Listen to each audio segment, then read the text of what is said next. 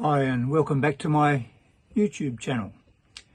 I just thought I'd share a little bit of a book review today, two book reviews in fact. I happened to pass by my favourite bookshop and went in and found a couple of books that I thought, well, they're pretty good, I shouldn't resist those. I can resell them later on. But anyway, one of them is a deceased local Adelaide man, and the other one is by a photographer called Mark Edwards, or I don't know whether he was the actual photographer or not. But anyway, I'll come back to that in a minute. But this one here, Wally Herzfeld Adelaide.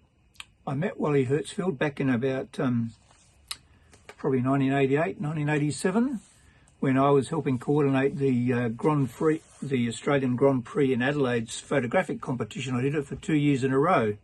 And Wally was one of our judges, and at the time he had been, I think he might have been retired, he'd been a Channel 7 cameraman of renown and photographer, a really larger-than-life character. I got to know him a little bit. I met him a couple of times, and a really interesting guy. I noticed in this book here it says that he loved his Nikons, and I remember him telling me at the time when I met him that I think he just got the latest Nikon F4, and he was raving about it. It might have been, I think it was an F4 had just come out. And I was very envious of what he had. It was all autofocus and all singing and dancing. It was very much ahead of its time at the time. But anyway, Wally also had a famous son, Chris Herzfeld, who died a couple of years ago. He was a famous cinematographer as well. And I'll just read a little bit about it in here. There's a picture of Wally up there. That's as I remember him. He looked a bit like that when I saw him. Anyway, Wally Herzfeld has been seeing the world in the shape of rectangles for 35 years now. This came out in the early 2000s. Every image, every scene is evaluated as seen through the viewfinder of his camera. Born in Berlin, Germany, he got his photographic grounding at the Berlin School of Film and Photography after matriculation in 1947 and migrated to Australia in the early 50s. Wally joined Channel 7 in Adelaide when the station went to air in 1959, and at the time of this being produced, he has been the chief cameraman of the news division since then, covering every imaginable assignment in these 26 years and shooting 4 major overseas documentaries. His Nikons always travel with his film cameras to record moments in time. Freezing images to look at again and again. His love, hobby and second job is still photography, the documentary type, fashion, glamour, people. His eye is accustomed to framing life into a rectangle for everybody to look at. It may be on the tube every night or on the pages of a magazine or a book. I'll just maybe see if I can show you a couple of the photos in here. These are pictures, these are the contents here that he's got there. Which is the surrounds of Adelaide, Adelaide City, the suburbs, the Adelaide Hills, lifestyles, the arts, industry, wine, and they're the main topics. But this is a beautiful shot. You won't see that shot again now. You can't take that photo again now because that's the Adelaide Oval before they redeveloped it, taken from the air. And there's a cricket match in progress down there. Might even be able to come in a bit closer. You might be able to see the cricketers down there on the oval playing. I've got photos I've taken coming in over Adelaide Oval in a plane, a bit similar to that. And it's just a wonderful book if you want to know about Adelaide. I saw there's a few copies of it still for sale online that you can get hold of. Shots of Adelaide from the air as it was back then. Victoria Square. Yeah, that's a little bit different to how it is now, the Victoria Square there. I've also got photos of that square taken from the top of the GPO tower where I used to work at one stage. You can see one of the town hall tower down there in the foreground. There's another one over in the other corner which I managed to get up on the top of and take some photos one day with my friend. In fact no, that's it there. That is the GPO tower. So see that tower there? That little turret right up on the top of the clock tower. I've actually been right up on the top of there because I used to work in that building and took some photos in the lunch hour one day looking down on that square. The famous Colonel Light statue looking out. He was the man who surveyed Adelaide and set out the parklands and everything. William Light, and a very, what's the word, icon of South Australia. And this is the famous Ayers house, and I've actually photographed a couple of weddings in that house. It's a, I'm not sure what the status of it is at the moment, but a restaurant and beautiful old building, heritage building there. And some more of the architecture.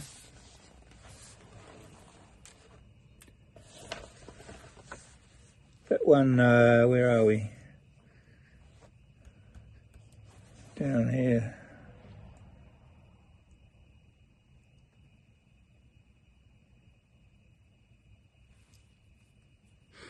Oh, I thought it was the beehive corner, but I don't think it is.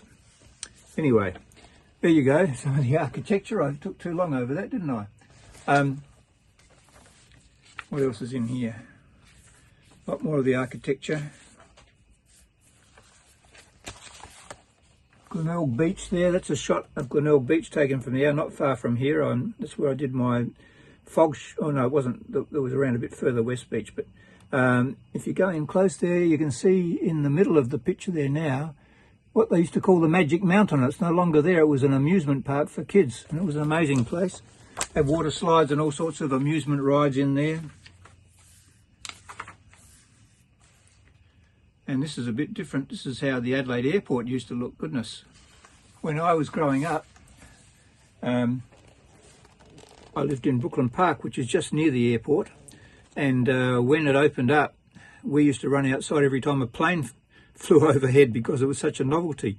And that's how the Adelaide airport used to be back when it first opened. And it's nowhere near like that now. It's a lot more modern and a lot more change there now. But that's how the Adelaide airport used to look back when I was a teenager. There you go. So this is a great book. And if you want to have a glimpse at some really good photography, he was a very good photographer and cinematographer, and knew a lot of stuff. I really enjoyed talking to him when we did the judging, or I didn't do the judging, I was just coordinating the event for the Grand Prix photographic competitions. I'll put a link underneath this video of when I've talked about the Grand Prix and Telecom Australia, who I used to work for before. The other one here, I just saw this there. It's called Hard Rain, and it's by Mark Edwards, and the lyrics are by Bob Dylan. Hard Rain, Our Headlong Collision with Nature. This book came out, I think, in about 2005, the first time round. I'll just read you some of the inside cover here, which explains what it's all about. Okay, I'll just read that out to you. July 1969. Mark Edwards, lost on the edge of the Sahara Desert, is rescued by a Tuareg nomad who takes him to his people, rubs two sticks together to make a fire, and produces a cassette player. Bob Dylan sings, "A hard rains are gonna fall." As Dylan piles image upon image, the idea comes to Edwards of illustrating each line of the song. In the years that follows, he travels to over 150 countries to photograph and our headlong collision with nature. Hard Rain is the result, an unforgettable collection of photographs illustrating Dylan's prophetic lyric. Images from Edwards' personal archive, plus contributions by Sebastian Salgado, Chris Steele Perkins and others, combine with the words of rock music's great poetic writer to form the centrepiece of Hard Rain.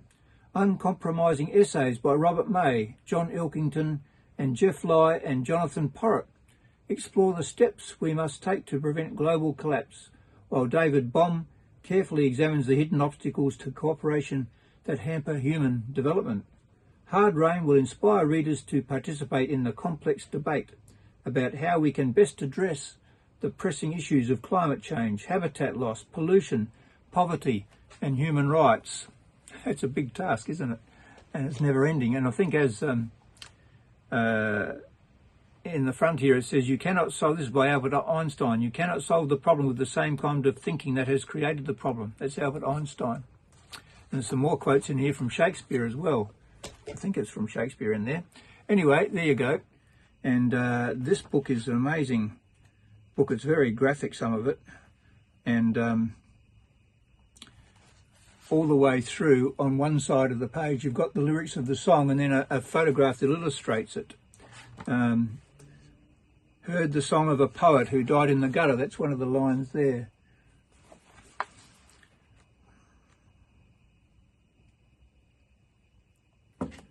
This one here is pretty, I don't know who all the photographers are, it's probably got it in the back. I met a white man who walked a black dog. It's a fairly graphic shot there.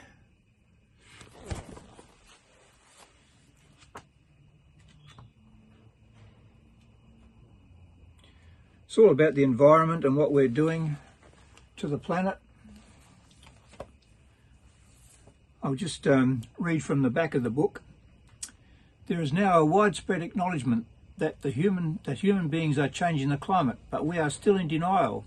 The implications of global warming, however, just outside the grasp of our imaginations.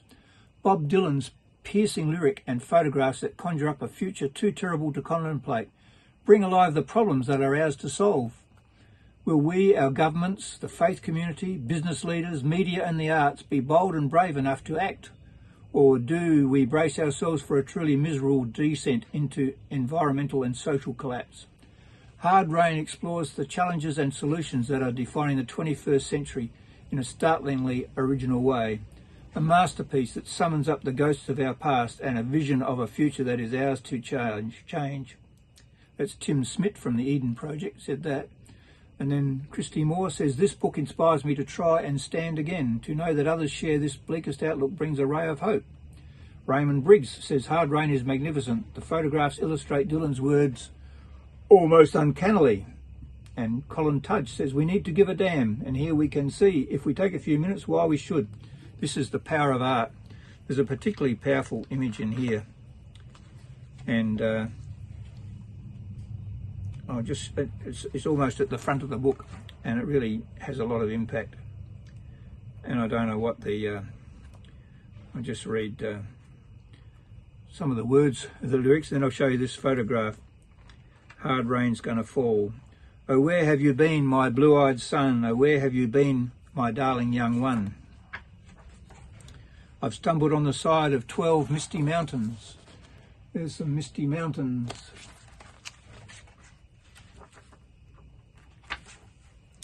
I've walked and I've crawled on 6 crooked highways. This particular image here is just devastating, and I presume this lady is dead, so I hope you won't be offended by the photograph, but that is an incredible photograph, and just the impact of this book is quite amazing. And here's one. I've been out in front of a dozen dead oceans. There's a bird covered in oil, and somebody says on the front of this, your book is a piece of sustained beauty, I treasure it, by Arundhati Roy. I don't know who that person is. Anyway, Hard Rain, our headlong collision with nature. You can probably pick that up somewhere on the internet as well. So there you go, a couple of books to think about, maybe follow up and see if you can get hold of them yourselves. So thanks for watching, like if you like, subscribe if you wish, and I'll see you next time. See you later.